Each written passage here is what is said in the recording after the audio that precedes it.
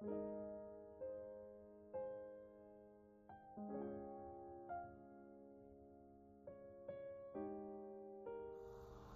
그때에 어떤 바리새인들이 나와서 이르되 나가서 여기를 떠나소서 헤롯이 당신을 죽이고자 하나이다. 이르시되 너희는 가서 저 여우에게 이르되 오늘과 내일은 내가 귀신을 쫓아내며 병을 고치다가 제3일에는 완전하여지리라 하라. 그러나 오늘과 내일과 모레는 내가 갈 길을 가야 하리니 선지자가 예루살렘 밖에서는 죽는 법이 없느니라.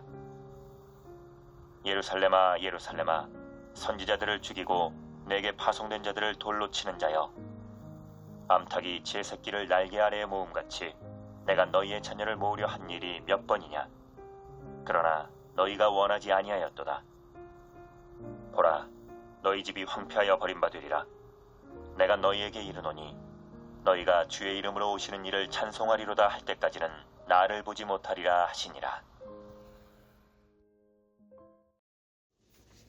종려주일은 예수님께서 예루살렘에 입성하실 때 군중들이 이스라엘 구원할 메시아가 이제 개선하신다라고 하여서 종려나무 간지를 흔들었던 것에 이제 유래가 되었습니다. 예수님은 만왕의 왕이시지만 또한 겸손의 왕으로서 우리가 앞서 말씀에서 또 교동문에서 봤던 것처럼 나귀를 타고 입성하셨어요. 당장은 주님을 환호하는 이 무리가 며칠 못 되어서 예수를 십자가에 못 박으라 라고 돌변했던 것을 우리가 좀 기억하면서 나 자신을 좀 돌아볼 필요가 있습니다. 나는 과연 주님을 믿는다고 하면서 몇 번이나 배신하고 마음속에서 예수님을 십자가에 못 박았나. 지난주 우리가 말씀 봤던 것처럼 지지난주에 예수님을 그렇게 따랐음에도 불구하고 베드로와 같이 3번이나 부인하는 사람이 혹시 나는 아닌가. 예수님 죽이라고 외쳤던 그 사람들, 물론 잘못이 있고 그들이 악하지만 비난을 해야 되겠지만 비난만 할 것이 아닌 그 모습에서 나 자신을 좀 돌아보는 시간, 특별히 이 고난주간을 우리가 보내는 가운데 그렇게 나를 좀 돌아보면서 묵상하면서 기도하면서 주님께로 더욱더 나아가는 우리 모든 성도님들 다 되시기를 소망합니다. 아멘. 예수님은 며칠 후에 십자가에서 죽으실 것을 아시면서도 묵묵히 예루살렘에 들어가셨습니다. 인류의 죄값을 대신 지시고 구원을 주시려는 그 뜨거운 사랑으로 무리의 환호 속에서 고난을 향해 걸어가셨어요. 여기서 우리는 주님이 십자가에 당하신 그 고난이 얼마나 크고 감사한 것인지를 다시금 깨닫게 됩니다. 더욱이 하나님의 아들, 그 신이라고 불리는 그 높은 보좌에 앉으신 그분께서 정말 한없이 낮은 이 땅에 내려오셔서 또 보는 사람들로 하여금 좀 초라해 보일 수도 있기도 한 나귀 새끼를 타고 겸손하게 입성하셨다는 것. 우리의 구속자이시자 메시아이신 예수님의 겸손, 온유, 섬김의 성품을 우리가 보게 됩니다. 특별히 주님께서는 자신이 죽을 그 예루살렘을 바라보시지만 오히려 애통하는 모습에서 사랑과 희생과 또 고귀함의 모습도 우리가 보고 배울 수 있는 말씀일 것입니다. 본문 조금 앞에 22절 말씀에 보시면 예수님께서는 여러 성을 돌아다니시다가 예루살렘으로 이제 여행을 하셨고요. 거기서 말씀을 전하십니다. 그리고 오늘 본문 31절에 와서 곧 그때 그렇게 말씀을 전하시고 이렇게 계실 때에 바리새인들이 예수님께 찾아와요. 예수님은 이미 그 앞절에서 좁은 문과 하나님 나라에 대한 교훈을 말씀하셨어요. 그런데 바리새인들이 말하기를 여기서 떠나십시오.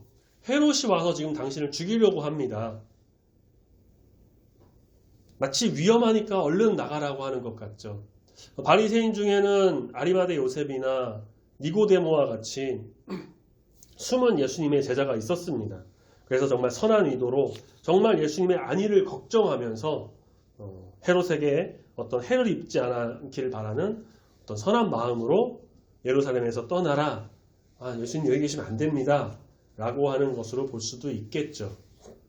하지만 이보다는 악의에 의해서 말했다라는 게 일반적인 견해입니다.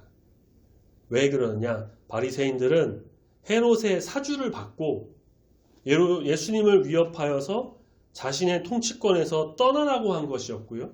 이것은 자신들의 어떤 권한에 침해받지 않으려고 했다는 겁니다. 즉 다시 말해서 예수님 미워하고 시기하고 질투하고 그래서 계략적으로 예수님에게 예수님 헤롯이 지금 당신 죽이려고 한다라는 정보를 흘려서 사람들이 예수님을 존경하고 따르는 어떤 불씨를 제거하려는 음모를 꾸몄다라는 거죠. 그리고 이렇게 이야기를 해서 예수님이 예루살렘 못 들어오게 막았다라는 겁니다. 본래 바리새인들은 헤롯과 좀 적대적인 관계였는데요. 공동의 적으로 인식한 예수님이라는 존재로 인해서 그 예수님을 음해하기 위해 연합작전을 좀 펼쳤다. 그렇게 볼 수가 있습니다. 예수님은 바리새인들의 음해를 이미 아셨습니다. 그래서 마태복음 22장 18절에 보면요. 외식하는 자들아 어찌하여 나를 시험하느냐라고 호통치기도 하셨습니다. 바리새인들과 헤롯에게 있어서 예수님은 좀 이런 표현은 죄송하지만 그들에게 있어서는 눈의 가시와 같은 존재였고요. 바리새인 입장에서는 어떨까요? 자신들의 모습을 가지고 막 외식한다고 하질 않나. 자기들이 지키는 그 장로들의 전통을 가지고 너네들만 지키는 전통이다라고 하질 않나. 경건한 생활을 해서 사람들에게 존경을 받고 있는 자기들의 인기를 다 빼앗아가고 있질 않나. 그래서 예수님 미워했습니다. 헤롯 입장에서는 어땠을까요? 예수님 인기가 너무 많아지니까 사람들을 선동해서 정말 이스라엘 독립으로 이끄는 거 아니야? 이스라엘 구원할 왕이 오셨다고 하는데 자기의 왕의 자리 위험해지는 건 아닌가? 반란 일으키면 어떡하지? 그런 게 다 불안했던 겁니다. 그래서 예수님은 바리새인과 헤롯의 공동의 적이었어요. 같은 방법과 수단을 여러 가지 가진 방법과 수단을 동원해서 예수님을 멀리 떠나가려고 권하고 음해했지만 어떻습니까? 그들의 마음대로 할 수는 없었죠. 이렇듯 인간들의 음모는 이길 수가 없습니다. 바리새인들은 아주 교묘한 말로 헤롯이 예수님 죽이려고 하니까 예루살렘 떠나라고 했어요. 착한 척하면서 속으로는 예수님이 오지 말았으면 이 예수님 정말 떠나갔으면 하는 그런 악한 마음이 있었던 거죠. 예수님 오히려 그들에게 이렇게 말씀하십니다. 32절 너희는 가서 저 여우에게 말해라. 오늘 내일 내가 귀신을 쫓아내며 병을 고치다가 제3일에는 완전하여지리라. 여기서 여우는요. 헤롯을 빗대어 말씀하신 것이고요. 예수님은 이미 그들의 마음을 아셨습니다. 그들의 악한 마음을. 예수님 저지하려고 하고 음모를 간파하신 것이죠. 귀신을 쫓아내며 병을 고치신다는 것, 예수님 자신이 하나님 나라를 증언하기 위해서 계속 사역하시겠다라는 것을 표현하는 말입니다. 그리고 오늘은 현재, 내일은 이제 앞으로 주님께서 고난을 당하시기 위해 예루살렘에 이르기까지 마지막으로 제3일은 뭘까요? 예수님께서 예루살렘에서 십자가에서 죽으시고 부활하시기까지의 시간. 그것을 의미하죠. 33절 그러나 오늘과 내일과 모레는 내 갈 길을 가야 하리니 선지자가 예루살렘 밖에서는 죽는 법이 없느니라. 예수님께서는 어떤 어려움과 고난이 있어도 사역을 쉬지 않고 계속 하셨습니다.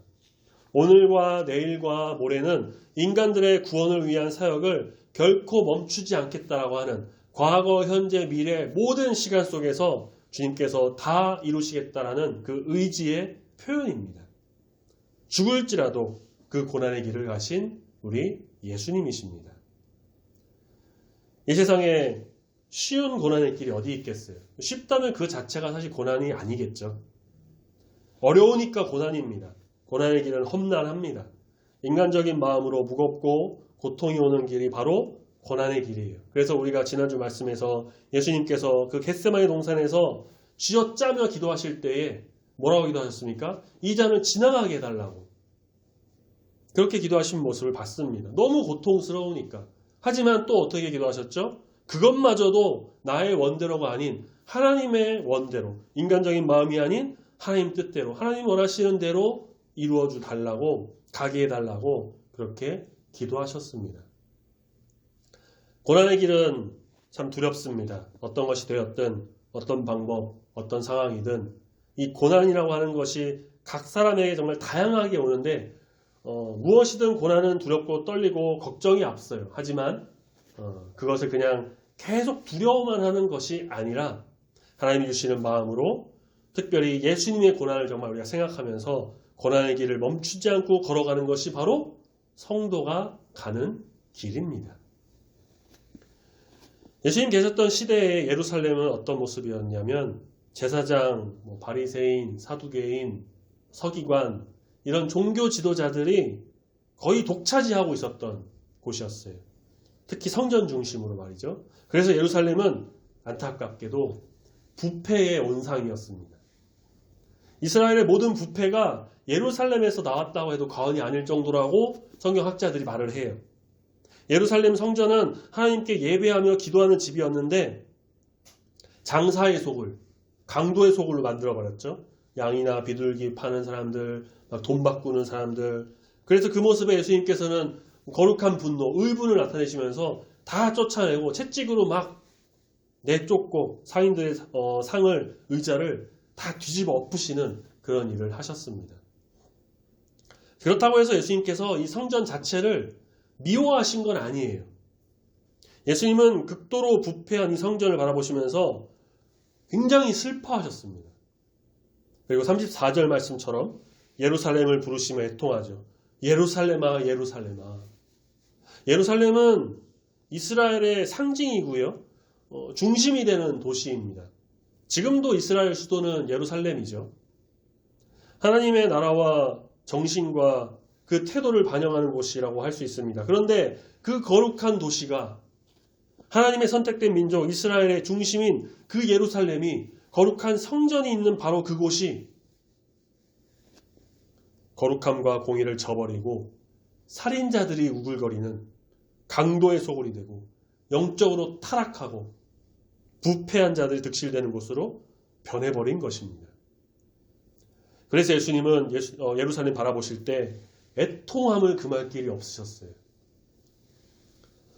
예루살렘은 지금의 교회를 상징한다라고 우리가 볼 수가 있습니다.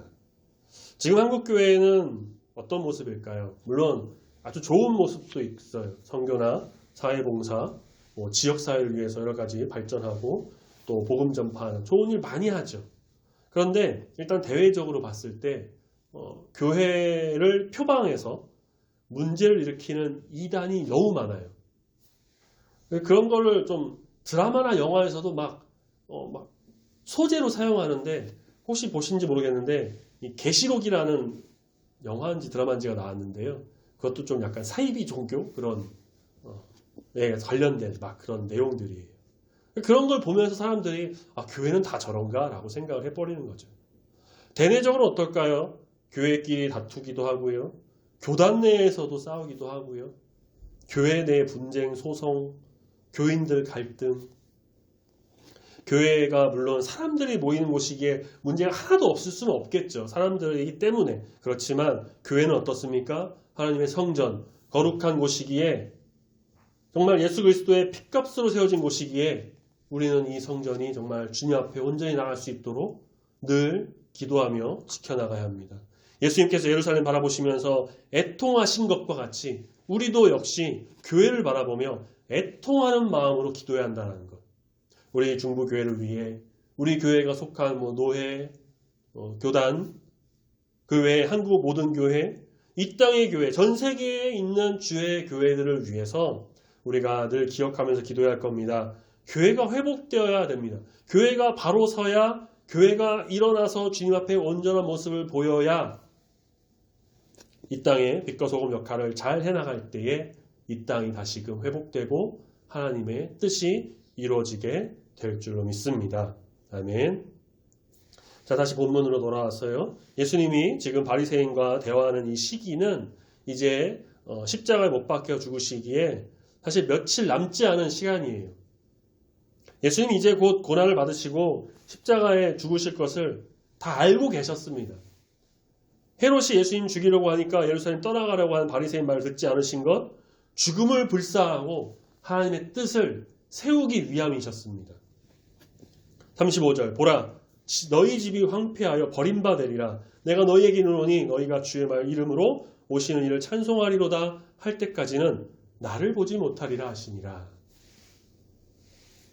이 말씀에는 세 가지 의미가 내포되어 있습니다. 첫 번째는 너희 집이 황폐하여 버림받았다.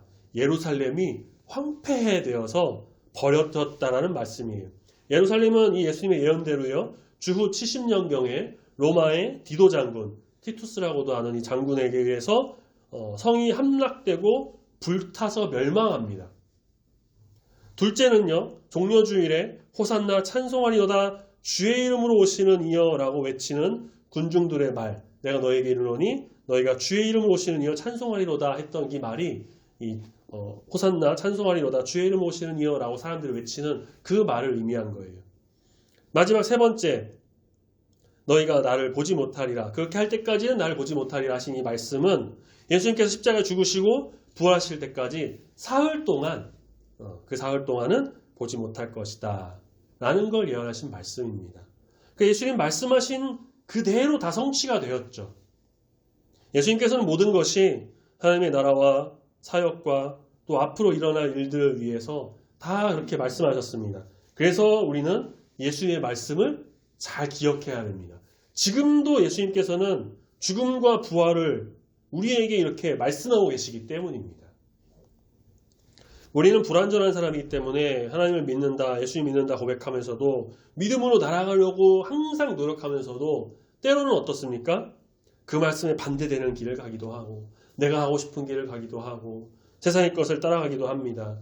사탄이 주는 의심의 마음으로 인해서 갈등이 생긴다면요. 그것은 바리새인과 헤롯처럼 주님을 십자가에 내 마음속으로 못 박는 그런 것이 되고 맙니다. 영적으로 예수님을 마음속에서 십자가에 막 못 박는 거예요. 이미 못 박히신 예수님이신데도 불구하고 말이죠.